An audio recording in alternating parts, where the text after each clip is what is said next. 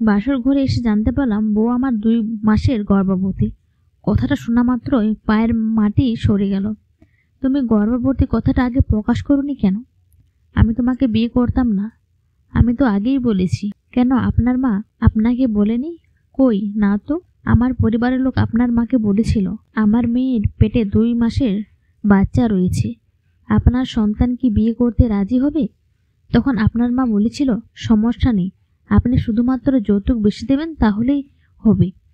এটা শোনার পরে আমার বাবা বলল, আচ্ছা বাচ্চি, আগে নষ্ট করি, তারপরে না হয় বিয়ে হবে। আরে না, সমস্যা নেই, বিয়ের পরেও নষ্ট করতে পারবে, কিন্তু একটি কথা, আপনাকে বিয়ের দিনেই যৌতুক দিতে হবে। এই কাহিনী। কিন্তু আমি তো কোনো যৌতুক চাইনি।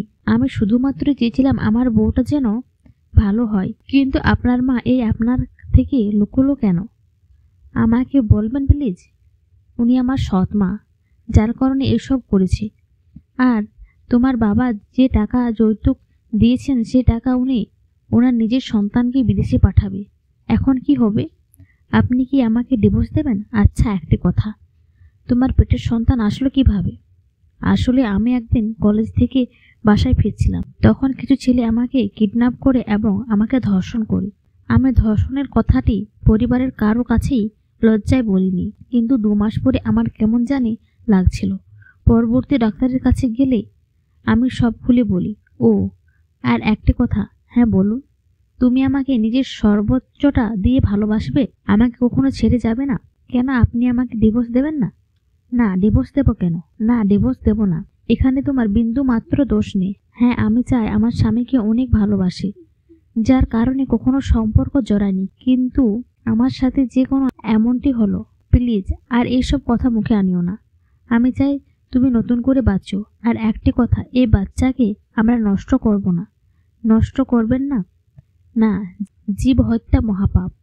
এছাড়া এই বাচ্চাটি তো কোনো দোষ করেনি, সে তো একটা পবিত্র সন্তান। মেনে নেবে তুমি? হ্যাঁ, এই বাচ্চার পরিচয় আমি দেব, আমি তার বাবা হব। আপনি এতটা ভালো, সত্যি আমার বিশ্বাস হচ্ছে না এত ভালো মানুষ পৃথিবীতে এখনো বেঁচে আছে। জানি না আমি কেমন, তবে আমি সব সময় সবার ভালো চাই, কিন্তু মানুষ আমার খারাপ চাই। যাই হোক, এইসব কথা বাদ দেন। আজ আমাদের বাসর রাত, আমরা সেটা উপভোগ করি।